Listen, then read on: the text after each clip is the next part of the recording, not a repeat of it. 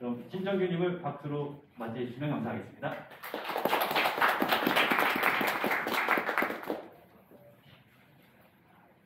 안녕하세요. 안녕하세요. 마스크를 벗고 하라고 해서 3주 전에 코로나를 걸려서 나왔는데요.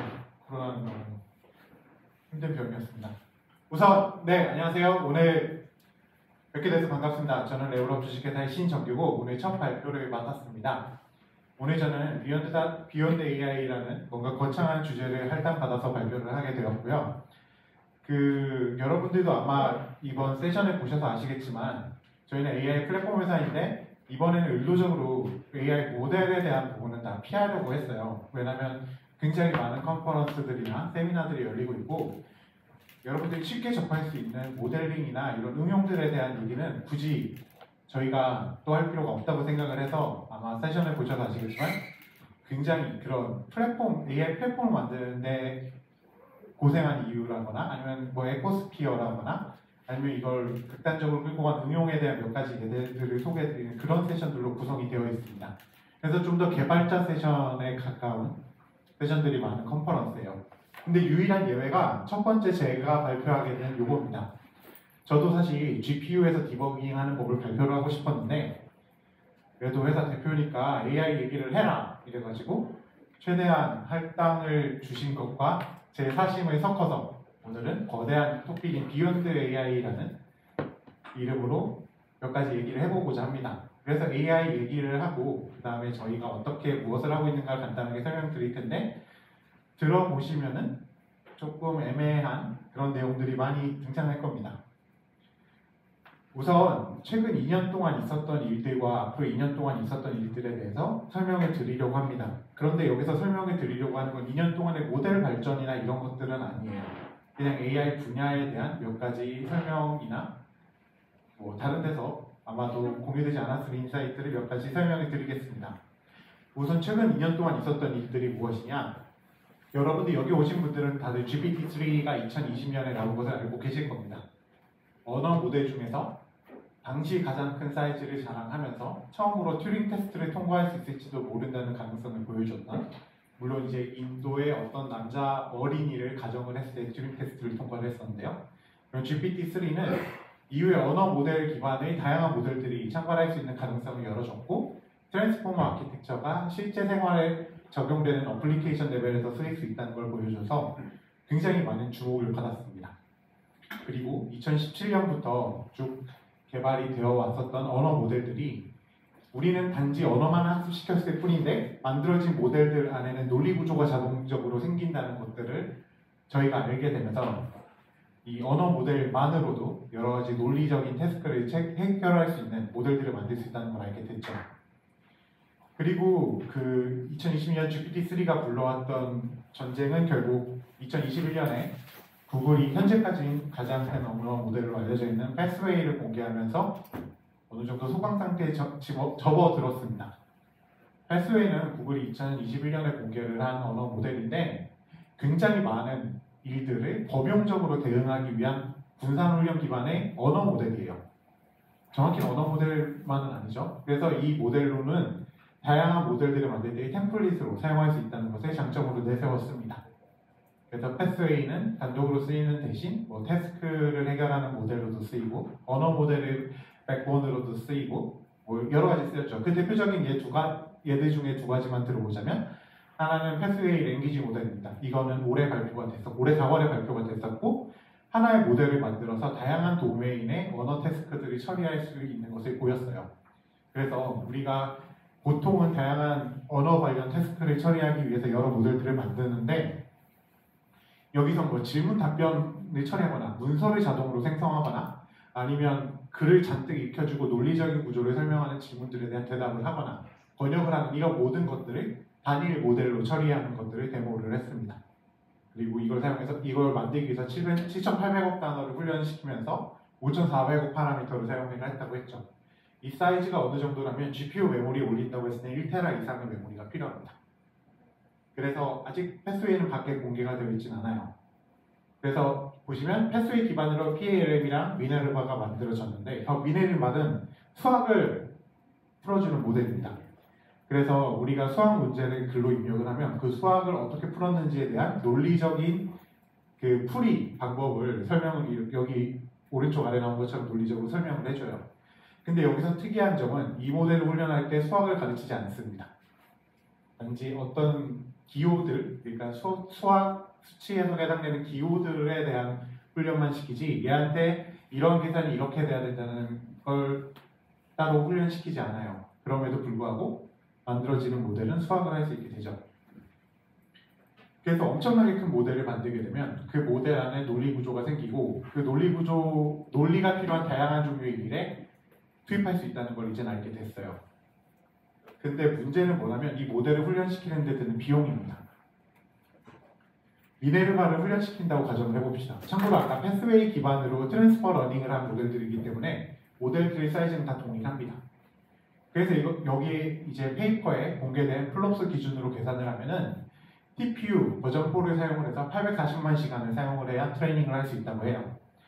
그런데 TPU V4가 우리가 지금 GA로 그러니까 누구나 사용할 수 있도록 공개가 되어 있다고 하지만 실제로 부킹은 잘 되지 않기 때문에 TPU 버전 3를 구글 클라우드를 사용을 해서 계산을 할 경우를 비용 계산을 쭉쭉 해봤습니다. 뭐 복잡한 계산은 아니에요. 쭉쭉 계산을 하면 결국 구글 클라우드에서 맨 마지막 그러니까 중간에 개발을 하거나 그 프리 프로세싱을 한다거나 아니면은 모델 최적화나 뭐 이런 모델 설계 부분 다 빼고 다 만든 모델로 마지막으로 한번 트레이닝을 해서 모델을 생성하는 데 드는 비용이 구글 클라우드에 1104억 원의 지불을 해야 트레이닝을 할 수 있습니다. 어마어마하게 크죠. 그럼 요거를 우리가 하드웨어를 구입을 하면 어떻게 되느냐? 현재 대중에 공개되어 있는 것 중에 바로 구입이 가능한 건 엔비디아의 A100가 가장 빠른 GPU고요. 대당 1,500만 원 정도 하죠. H100는 아직 페이퍼 런칭이기 때문에 현물이 없습니다. 그래서 A100을 구입을 해서 이걸 계산을 하겠다면 위에 그 플롭스를 계산을 해서 우리가 뭐 2달 안에 결과를 내겠다라고 하면 121억 정도의 장비를 사야 돼요. 이게 무슨 얘기냐면 이런 모델이 좋다는 건 알고 잘 돌아간다는 건 알지만 이 모델을 현실적으로 우리가 만들 수는 없다는 거예요. 밖에서. 심지어 이걸 만든 모델을 우리가 백본 받아와서 템플릿을 사용해서 트랜스퍼 러닝을 하고 싶다고 해도 그건 불가능하다는 겁니다. 아까 앞에서 말씀드린 것처럼 1TB의 메모리 위에 올리고 계속 트레이닝을 시켜야 되기 때문이죠. 그래서 돈으로 인해서 모델이 어느 정도 최근 2년 동안 2020년에 그 모델 사이즈를 키우는 경쟁이 촉발된 이후에 GPT-3 이후에 어마어마한 변화가 생겨서 결국 진영은 지금 두 개로 갈라져 있습니다. 어떤 사물에 그 발화자를 인입시키는 구글의 람다나 아니면 그 범용 랭귀지 모델인 패스웨이 그리고 곧 공개될 예정인 GPT-4 같은 랭귀지 모델들이 있고 그 조금 아래에 이제 우리가 어느 정도 밖에서도 건드려 볼 수 있는 D5나 GPT-3 그리고 달리 같은 이미지 생성 모델들이 있고요. 그리고 그 아래 일반적인 태스크를 처리할 수 있는 알파스타, 스타크래프트 플레이하는 모델이죠. 그 다음에 단백질 폴딩을 보는 뭐 알파폴드나 메타-AI 같은 밖에서 우리가 최소한 30억 이상의 비용을 들여야 트레이닝할 수 있는 모델들이 존재를 합니다. 이 말이 30억이지만 개발하는 데는 3배 이상의 비용이 든다고 보시면 되겠어요. 그리고 그 아래는 이제 우리가 뭐 10억 정도의 미만의 비용으로 접근 가능한 모델들이 있죠. 뭐 버트라거나 GPT-2 아니면 웨이브넷이나 패트 스피치 같은 어떤 음성 모델들 그리고 욜로나 스테어게임 같이 그 이미지를 인식하거나 세그멘테이션을 하거나 카테고라이제이션을 하거나 또는 이미지를 생성하는 모델도 있고 그리고 누구나 머신러닝을 하면 처음 배우는 애니스트 같은 것들이 가장 밑에 있겠죠. 그래서 이렇게 위아래로 갈라졌습니다. 이 위아래 사이의 갭은 점점 좀 커지고 있고요. 굉장히 돈이 많고 자본이 많은 글로벌 IT 회사들은 저 위에서 엄청나게 거대한 모델들을 만들고 있고 그 다음에 엄청난 갭이 있고 그 아래서 이제 커머디티 영역에서 뭐 개인부터 시작해서 스타트업들이나 중소회사들 그리고 몇몇 대기업들이 모델들을 만들고 있죠.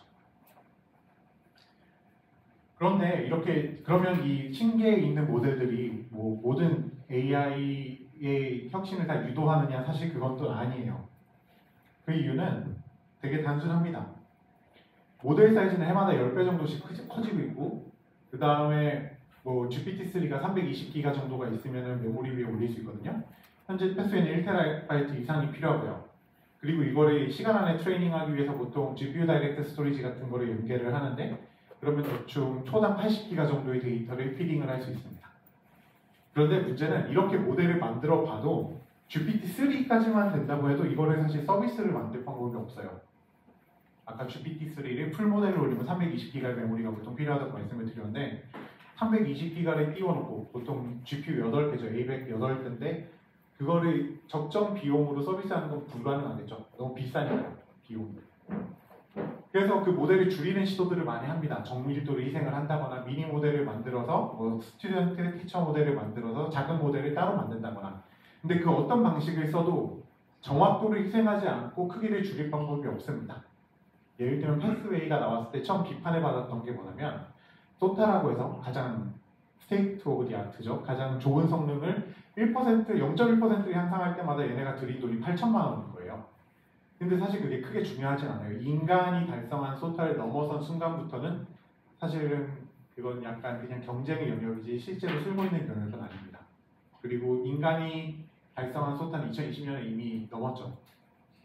그리고 모델을 압축할 때마다 정확도가 하락을 하고요. 그리고 어떻게든 압축을 하려다 보니까 예전 뭐 한 5년 전에는 플로팅 포인트 32비트 플로팅 포인트를 쓰다가 이제 올해 하반기쯤 되면은 int2 그러니까 0에서 3 사이 4개로만 그 바이너리가 아니지 이렇게 잘라서 단순화를 하는 것까지도 어마어마하게 정확도를 내립니다. 사실 이 정도가 되면은 이 모델이 왜 돌아가는지 잘 모르는 상황이 되기도 하죠. 그렇기 때문에 아까 전에 위아래로 생태계가 갈렸다고 하지만 적정 모델에 대한 수요가 계속 생기고 있습니다. 그래서 이렇게 뭔가 혁신을 이끌어나가는 모델이 아니라 서비스가 실제로 가능하고 우리가 실제로 써먹을 수 있고 거기서 뭐 회사는 매출을 올리고 개인은 실제로 돌려보는 이런 모델들로의 관심으로 전환이 되고 있어요.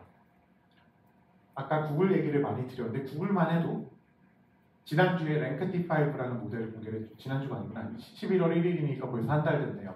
랭크T5를 발표를 하면서 T5는 나온 지 좀 된 모델입니다. 2019년도에 나온 모델이고 2019년 10월에 나온 후에 뭐 그 사이에 별다른 개선은 없었는데 갑자기 랭크T5라는 T5의 최적화된 모델을 새로 발표를 했어요. 이게 왜 그러냐면 우리가 언어 모델을 개발을 하게 되면 밑바닥부터 요새는 개발을 안 하고 그 엔비디아가 만든 메가트론 LM이라고 하는 어떤 여러 모델들이 들어있는 템플릿 모델을 사용을 해서 보통 개발을 시작하는데요. 여러분들도 아마 그렇게 하시는 경우도 있으실 텐데 그 경우에 가장 많이 사용되는 모델이자 실제로 밖에서 돌려볼 수 있는 모델 중에 제일 큰 게 T5입니다.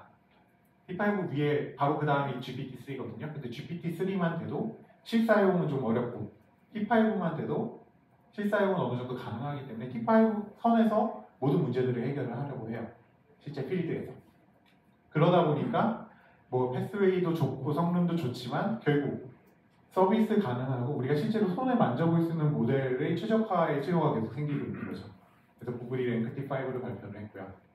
그리고 저 메가트론 같은 경우도 이제 엔터프라이즈 버전이 나오면서 이런 식으로 작은 모델들에 대한 지원을 늘려나가고 있습니다. 그럼 저 모델의 크기가 얼마냐? 지금 2022년 하반기 기준으로 하면은 보통 16기가가 모델 사이즈의 한계라고 봐요. 이 이유가 있는데 인퍼런스용으로 나오는 뭐 엔비디아나 AMD나 이런 GPU들이 있거든요. 그 GPU들의 유닛당 최대 사이즈가 현재 16기가이기 때문입니다. 예를 들면 바로 전세대 인퍼런스 GPU였던 엔비디아 T4 같은 경우에는 우리가 16기가고요.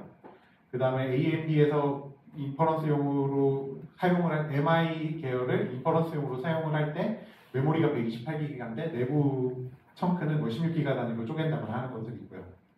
그 다음에 우리가 NPU라고 부르는 가속 칩들을 만들 때 이 칩들의 번들 메모리를 보통 최대 크기를 가져가면 16기가 이상을 가져가기는 어렵습니다. 비용 문제죠. 그러니까 그런 비용 문제와 개발 문제의 어떤 적정 포인트로 현재 잡혀 있는 게 16기가라서 보시면 밖에서 이제 모델을 돌려볼 수 있는 뭐 언어 모델이든 아니면은 이미지 생성 모델이든 뭐 음악 생성 모델이든 스피치 모델이든 보면 저 16기가 안에서 돌아가도록 보통 만들어 놓습니다.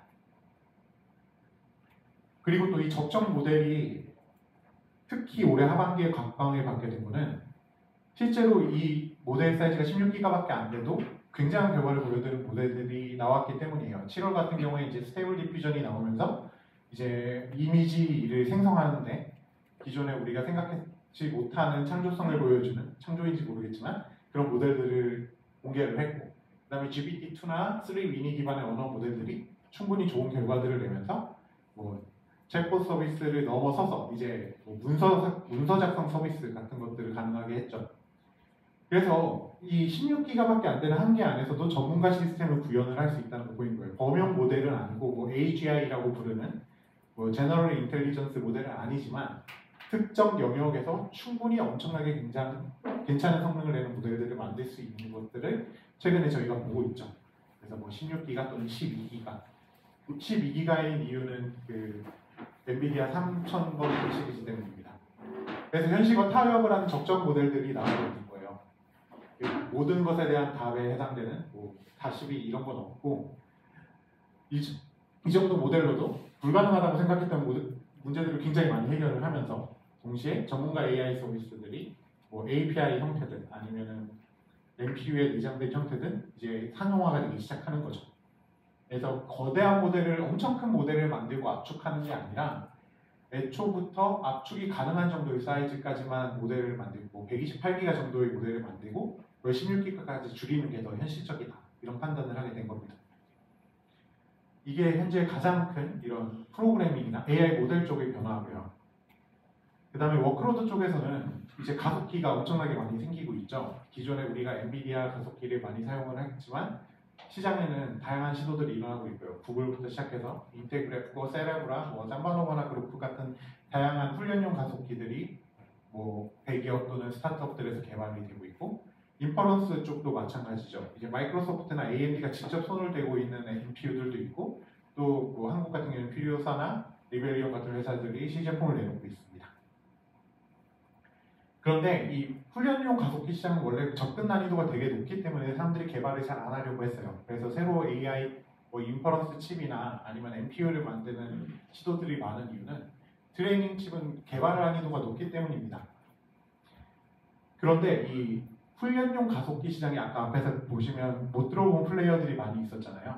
삼바노바나 이런 애들이 있는데 그런 애들이 어떻게 가능해졌냐면 이런 우리가 딥러닝의 계산에 해당되는 옵스들을 전부 다 구현을 하는 게 아니라 이게 옵스라는 게 뭐냐면 우리가 딥러닝 코드를 막 짜게 되면 그 코드들을 실제로 이 뭐 GPU나 NPU에서 동작 가능한 가장 단순한 연산 단위로 분해를 하거든요. 예를 들면 곱셈을 덧셈으로 다 바꾸는 걸 상상해 봅시다. 그런 식으로 매트릭스 옵스로 분해를 하는데 그 다양한 종류의 옵스를 다 구현을 해야 되기 때문에 훈련용 가속기가 어렵다고 생각을 했었는데요. 우리가 사용하는 모델 수가 어느 정도 이제 정해지게 되는 시대가 된 거예요. 예전에는 막 자고 일어나면 새 모델이 나왔지만 지금도 마찬가지긴 하지만 실제 서비스단에 가면 사용하는 모델들이 몇 가지가 크게 정해지는 거라는 거죠. 이 영역에서는 이 모델을 사용하고 저 영역에서는 저 모델을 사용하고 그래서 그런 옵스들만 지원하는 어떻게 보면 확장된 인퍼런스 칩 구조를 가지는 저런 훈련용 AI 칩들, 트레이닝용 AI 칩들이 나오고 있는 겁니다. 그래서 그로크 같은 경우는 달마다 이제 분기마다 새로운 모델들이 추가가 돼요.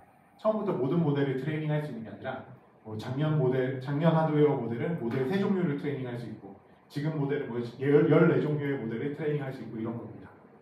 그렇게 접근을 하기 때문에 이제 훈련용 시장에도 그 엔비디아나 AMD나 인텔 말고 다른 플레이어들이 들어오기 시작한 거고요. 인퍼런스 쪽은 저전력, 저지연, 저발열을 달성하기 위해서 어마어마한 노력을 하고 있죠. 그리고 온갖 디바이스들이나 클라우드에 넣기 위해서 다양한 종류의 인터페이스들을 만들기도 하고 그 다음에 IP 회사들이 주문을 받고 인퍼런스 칩을 만들어주는 시장이 올해부터 굉장히 많이 활성화가 됐습니다. 예를 들면 내가 어떤 모델을 돌리고 싶다고 주문을 하면 거기에 해당되는 FPGA 구조를 설계를 해주는 회사들이 있고 그걸 실제로 FPGA에 구워서 그 보드 형태로 만들어주는 회사들이 있어요. 그런 정도까지 진화가 되고 있습니다. 그리고 그 모든 것을 담당하는 하드웨어 쪽에서는 병목이 계속 생기고 있죠. 우리가 고전적으로 AI를 개발할 때 드는 병목은 GPU와 CPU 간의 통신 또는 데이터 파이프라인에 해당되는 GPU가 CPU를 타고 디스크나 네트워크 스토리지로 가는 이 경로들이 있는데 시대가 변하고 이 AI 사이즈가 일단 커지는 거 초거대 AI를 하거나 아니면 AI 인퍼런스 서비스 이 두 가지에 따라서 이런 병목들이 더 이상 의미가 없고 다른 종류의 병목들이 많이 생기게 됐어요. 그리고 하드웨어 쪽에서는 이제 GPU가 전혀 CPU를 거치지 않는 GPU 간의 네트워크가 2020년부터 활성화가 됐고, 그 다음에 매니코어 CPU, 이제 예전에 CPU 하나에 뭐 20코어 이랬잖아요. 근데 지금은 뭐 128코어, 192코어도 나오고 있는 중입니다. 그리고 GPU 다이렉트 IO처럼 GPU가 그냥 바로 네트워크에 액세스를 하는 방법들도 있죠. 그래서 새로운 문제들이 많이 발생을 했어요. 올해 특히. 예를 들면 CPU가 이번에 DDR5가 나왔지만 저 8000은 심지어 시장에도 없는 모델입니다. CPU 코어당 대역폭은 점점 줄어들고 있어요. CPU 코어가 많아진다고 항상 좋은 게 아닌 겁니다. 보시면 예전에 많이 사용했던 24코어 기준으로 하면은 DDR4 3200으로도 코어당 8기가 정도, 8기가씩의 초당 8기가씩의 대역폭을 가지고 있었는데, 그게 이제 128코어, 에픽2 정도만 돼도 1.6기가밖에 안 되는 겁니다. 그러니까 CPU가 아무리 성능이 좋아져도 그 CPU에 충분한 속도로 데이터를 공급할 수 없게 되었어요.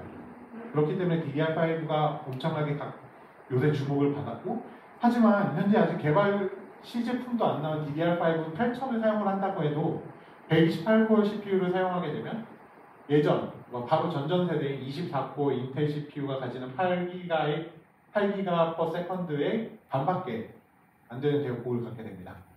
그러니까 GPU가 많아진다고 대역폭이 항상 성능이 좋아지는 게 아닌 거예요. 이제 GPU 안에서의 병목이 생기고 있는 중이고요. GPU와 램 사이, CPU와 램 사이의 병목이 생기고 있는 중이고요. 이걸 해결하기 위해서 지난달 초에 인텔 같은 경우는 제온맥스라는 새로운 제온 칩을 공개를 하면서 그 DDR 대신 하이 밴드위스 메모리 HBM을 아예 CPU 안에 넣어버리는 모델들을 내놨습니다. 128기가의 HBM을 CPU 안에 넣어서 이런 코어당 대역폭을 해결을 하고, 엔비디아 같은 경우는 그레이스를 발표를 하면서 2023년에 발표에 공개를 할 거라고 2022년도에 얘기를 했죠. 그러면서 저 램과 CPU 간의 대역폭을 해결을 하는 문제들을 대역폭을 해결하려고 합니다. 그 네트워크 같은 경우는 이 데이터 입출력이 속도 간섭 문제가 너무 커지고 있습니다. 예를 들면 사용자가 뭐 프로그램이나 이런 걸 사용하는 쪽에서는 초당 1기가에서 10기가 정도면 되고, 인퍼런스를 한다고 하면 한 대당 인퍼런스를 뭐 50개 이상을 모델의 인퍼런스를 한다고 했을 때 100기가 정도의 트래픽이 필요하게 되고, 100기가 bps, 그러니까 10기가바이트죠. 그 다음에 GPU와 GPU 통신 같은 경우는 보통 초당 400기가 bps를 사용을 하고 있습니다. 현재 인피니밴드를 사용을 해서. 그 다음에 GPU 다이렉트로 GPU에 바로 스토리지에서 데이터를 쓰는 경우에는 이제 초당 120기가 정도를 달성을 하고 있죠. 그러니까 너무나 다양한 종류의 속도들이 존재하고 이것들이 서로 간섭을 일으키고 있는 중입니다. 그래서 이걸 해결하기 위해서 앞으로 2년 동안 여러분들이 많이 보게 되실 거는 램을 티어링하는 게 첫 번째고요. 그러니까 CPU에 바로 붙인 램은 HBM, 하이밴드위스 메모리를 연결을 하고, 그 다음에 마치 캐시 메모리처럼 뭐 테라 단위의 DDR5로 연결하는 방식입니다. 그 다음에 현재는 PCI 익스프레스를 사용하고 있지만 이걸 CXL이라는 통합 버스로 통합을 하려는 여러 가지 움직임들이 진행되고 있고요. 이 CXL을 도입했을 때는 CPU가 접근하는 저장소가 HBM2, DDR5, 뭐 NVMe, SSD, 네트워크 스토리지에 걸쳐서 모두 동일한 어떤 어드레스 스페이스를 가지게 되는 장점도 있습니다. 그리고 아예 GPU에 요새는 네트워크 포트가 포함이 돼서 나오죠. 뭐 NV링크라거나 인피니밴드, 그리고 그록링크 등이 여기 해당이 됩니다. 그리고 CPU를 개발을 할 때 그 CPU가 얼마나 많은 PCI 익스프레스 레인을 갖느냐도 굉장히 중요해지고 있죠. 이런 변화들이 앞으로 2년 동안 계속 일어날 겁니다. 그래서 앞에서 제가 이제 모델의 생태계 분리에 대해서 설명을 드린 다음에, 그리고 거기에서 돼야 하는 시장의 접근들에 대해서 소개를 드리고, 이런 것들을 서포트하기 위한 하드웨어의 변화에 대해서 간단하게 소개를 드렸고요. 그래서 저희가 어떻게 여기에 대해서 준비하고 있는지 간단하게 소개를 드리고 종료를 하려고 합니다. 여기 계신 분들은 백엔드.ai를 많이 들어보시거나 사용하신 분들도 많이 있을 텐데요. 여러분들이 흔히 접하는 온갖 다양한 곳들에서 사용이 되고 있죠. 예를 들면 갤럭시 핸드폰에 들어가는 모델을 만든다거나, 아니면 KT에서 제공하는 뭐 셋톱박스에 들어가는 모델들을 만든다거나, 이런 다양한 곳들에서 널리 사용이 되고 있습니다. 그래서 2015년부터 저희가 창업을 했을 텐데, 저 때부터 쭉 오랜 역사를 가지고 개발이 되고 있고요. 이번에 엔터프라이즈 R3가 내년을 목표로 개발을 하고 있는데 기술적으로는 앞에서 설명드린 수많은 앞으로 2년 동안의 문제들을 해결하기 위한 다양한 기술적인 변화를 도입을 하는 것이고 사용자 측면에서는 일단 그냥 편하게 쓰게 해주자. 그리고 내가 AI를 잘 몰라도 모델을 잘 모르거나 데이터가 없더라도 그런 것들을 쉽게 시작할 수 있게 해주자. 이 두 가지 목표를 해결하고자 합니다. 그래서 현재 구조는 대충 이렇게 되어 있고요. 빨리 넘어가도록 하겠습니다. 여기서 이제 저 초록색으로 색칠된 부분이 컨테이너 파일럿이고 코코번이라고 부르는 컴포넌트인데 쿠버네티스 같은 역할을 하면서 거기 스케줄러가 포함된 어떤 도구입니다. 그래서 저희가 초창기부터 개발을 해온 독자적인 컨테이너 스케줄러와 오케스트레이터고 이건 잡 서버 시스템이라고 해서 시중에 있는 다양한 종류의 오케스트레이터, 뭐 쿠버네티스나거나 아니면 그냥 도커, 판맨 등을 지원을 하도록 구현이 되어 있죠. 그리고 얘는 아래 나온 마이크로 서비스 아키텍처에 특화된 컨테이너 시스템들과 다르게 2015년도에 처음 설계할 때부터 머신러닝이나 AI 그리고 배치 워크로드, 아주 오랫동안 돌아가는 워크로드 등등에 맞춰서 추상화 레이어가 결정이 되고 최적화된 설계를 제공을 하고 있습니다. 지금까지는 쿠버네티스나 이런 툴들이 하는 그 컨테이너 오케스트레이터 플러스 스케줄러 역할을 하고 있지만 R3부터는 저희가 이걸 독자적으로 가지고 있는 잠재력을 활용을 할 겁니다. 그래서 현재 준비되고 있는 걸 간단하게 소개를 드리면 우리는 보통 컨테이너를 띄울 때 컨테이너 이미지를 선택을 해서 그 이미지를 띄우게 되죠. 근데 저희 같은 경우는 사용자의 요청에 따라서 실시간으로 컨테이너를 만들 수가 있습니다. 예를 들면 파일 시스템을 그 오버레이 파일 시스템을 실시간으로 조합을 해서 뭐 베이스 이미지 위에다 원하는 앱들을 계속 끼워 넣어서 그 컨테이너만 특정한 앱을 가진 컨피그로 뜰 수 있도록 하는 거죠. 이게 말은 복잡한데 간단하게 설명드리면 여러분들이 뭐 노트북을 연다 아니면 내가 뭐 리눅스 어떤 컨테이너를 하나 연다라고 했을 때 여는 시점에 내가 무엇을 사용할지를 지정을 해서 열 수 있다는 겁니다. 미리 그걸 빌드해 놓지 않고서도요. 이게 앱의 형태일 수도 있고 또는 모델의 형태일 수도 있죠. 원하는 모델을 선택을 해서 모델이 담겨있는 컨테이너를 다이나믹하게 생성을 해서 돌릴 수 있다는 거죠. 그래서 이것을 앱스토어라는 형태와 런처라는 형태로 통합을 해서 사용자가 내가 뭐 백엔드.ai 환경을 시작을 할 때 나는 여기서는 뭐 주피터를 쓰고 싶고 비주얼 스튜디오를 쓰고 싶고 이렇게 선택을 하면 실시간으로 그게 선택된 이미지가 실행되는 것을 가능하게 했습니다. 그리고 이걸 통합 인터페이스 위에서 구현을 하는데요. 예전은 뭐 세션 관리 같은 능력이라면 지금은 완전히 데스크탑 형태의 환경을 웹브라우저 상에서 구현을 했어요. 그래서 창들이 구현이 되고 뭐 터미널을 띄우든 주피터를 실행하든 다른 앱들을 열든 이 웹 기반의 데스크탑 환경 안에서 사용을 할 수 있게 됩니다.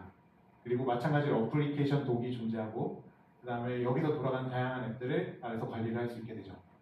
그리고 뒤에서 설명드린 여러 가지 컴포넌트를 별도의 앱으로 이렇게 창으로 실행을 해서 우리가 사용할 수 있게 됩니다. 왜 이렇게 했느냐? 그 유저 익스피리언스, 사용자 경험의 측면에서 데스크탑 인터페이스가 주는 장점이 있다는 판단을 저희가 했고요. 실제로 개발을 해서 현재 테스트를 하고 있는 과정에서도 이런 뭔가 항상 어디서나 사용할 수 있는 데스크탑 형태의 환경이 뭐 단순히 어떤 그 워크로드들의 세션들을 관리하는 환경보다 훨씬 더 친근감을 준다는 걸 발견을 해서 이쪽으로 현재 개발을 진행하고 베타 테스트를 하고 있습니다.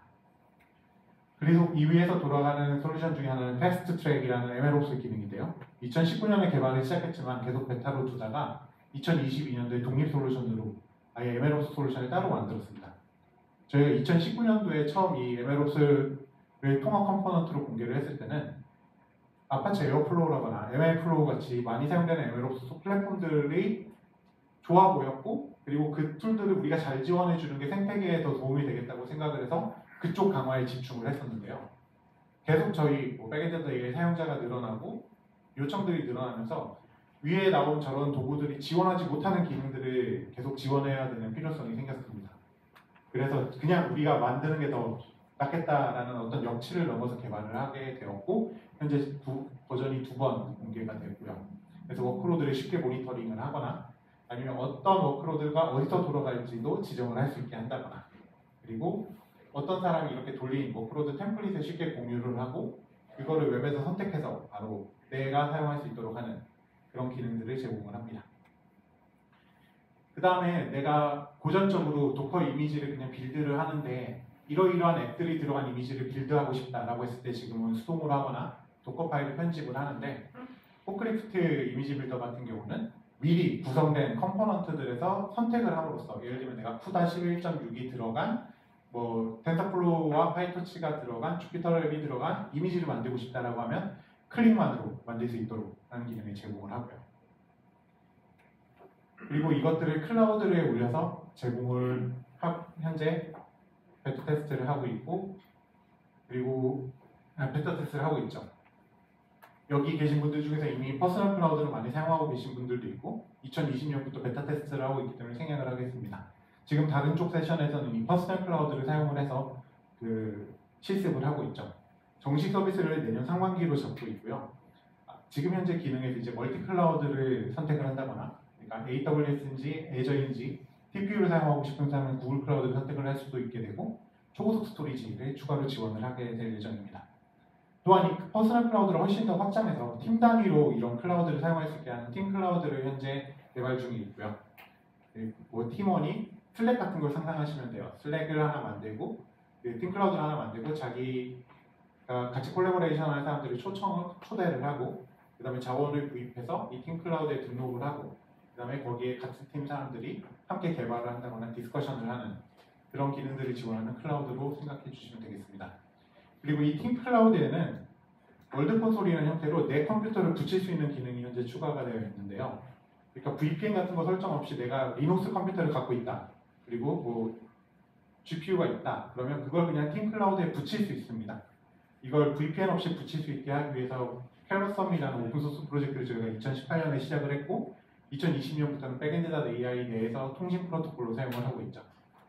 그래서 GPU 클라우드 비용 자체는 비싸기 때문에 그냥 내가 이미 가지고 있는 자원이 있다면 그거를 내 클라우드에 붙여서 클라우드 비용 부담 없이 사용을 할 수 있게 하면서 거기서 만들어진 모델들을 인퍼런스 할 때는 내 컴퓨터가 붙어있는 상태에서는 얘가 불안정할 수 있기 때문에 백엔드.ai 클라우드 자원을 기반으로 365일 24시간 무중단으로 돌릴 수 있도록 하는 이런 워크플로우를 지원을 할 예정입니다. 그래서 저희는 지금 백엔드.ai 엔터프라이즈를 굉장히 많이 공급을 하고 시장에 내놓고 오픈소스 버전도 함께 내놓고 있고요.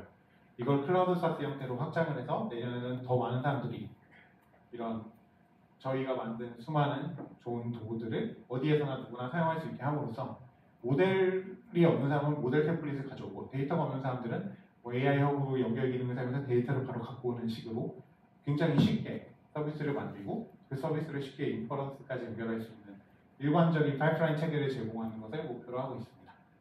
현재 엔터프라이즈에는 다 제공이 되고 있지만 그걸 클라우드로 이식하는 작업을 계속 진행을 하고 있고요. 이걸 통해서 앞에서 저희가 최근 2년 동안 저희가 배운 것들 그리고 앞으로 2년 동안 예상될 수많은 생태계 그리고 하드웨어 변화에 대응을 해서 더 많은 사람들이 이러한 변화의 파고 속에서 고생하지 않고 어디에서나 누구나 쉽게 사용할 수 있게 하는 것을 목표로 계속 개발을 진행을 하고 있습니다. 네, 약간 시간이 조금 오버가 됐는데요. 여기까지 오늘 유일한 AI 관련 발표를 들어주셔서 감사합니다. 질의응답을 현재 온라인 페이지에서 받고 있는데요. 지금 안내가 나가는 동안 정규님께서 질문 하나 정도만 질문을 읽고 답변해 주시면 감사하겠습니다. 모델은 비싸고 데이터는 상대적으로 싸다는 말이 있는데 많은 정밀도나 성능이 떨어지더라도 많은 데이터를 줄 경우의 트레이드오프를 어느 선에서 정해야 할까요? 이건 케이스 바이 케이스라고 보고요. 확실히 데이터가 많으면 모델 사이즈가 커져도 정확도를 올릴 수 있는 건 맞습니다. 그렇기 때문에 이제 티처 스튜던트 모델이 실제로 기능하는 거고요. 하지만 그게 어느 정도까지 가능하냐라고 했을 때는 모델의 복잡도 자체가 주는 레이턴트 스페이스 사이즈가 있기 때문에 트레이드오프를 정하는 건 사실 그렇게 쉬운 일은 아닙니다. 보통은 그래서 외부 환경에 의해서 이 트레이드오프의 기준점을 정하죠. 아까 앞에서 말씀드린 16GB GPU 메모리 같은 것이 그 중에 하나가 되겠습니다. 그 다음에 월드컵에서도 AI 판독을 합니다. 여러 스포츠에서 심판을 도와줄 AI 기술과 응용 모델은 어떤 것들이 있을까요? 그 실제로 AI라고 보기는 좀 애매하고요. 이미지 세그멘테이션 같은 기술들이 현재 적용이 되어 있고 그런 것들을 잘 마케팅을 해서 AI라고 하지만 뭐 심판 역할을 대신하는 AI 같은 것들은 아직은 없는 걸로 알고 있습니다. AI를 통한 코로나 바이러스의 변종을 예측 가능할까요? 분류관이 예측 기능으로서 현재 그렇게 진행을 하고 있고요. 예를 들면 우리가 이미 알려진 코로나 바이러스의 구조들과 그 리니지, 그러니까 족보들을 알고 있기 때문에 거기로부터 가능한 변종들을 쭉 미리 예측을 해서 작년 초쯤에 이미 논문 중에 하나에서는 이러이러한 코로나 바이러스 변종이 나올 경우에 인간에게 매우 위험하다 이런 경고를 하는 논문들이 나온 적도 있었습니다. 다행히 아직 그런 결과물들은 나오지는 않았지만 네, 그런 것들을 예측하는 것은 현재도 잘 진행이 되고 있는 부분입니다. 네, 질문해 주셔서 감사합니다. 네, 선생님 감사합니다. 박수 부탁드립니다. 그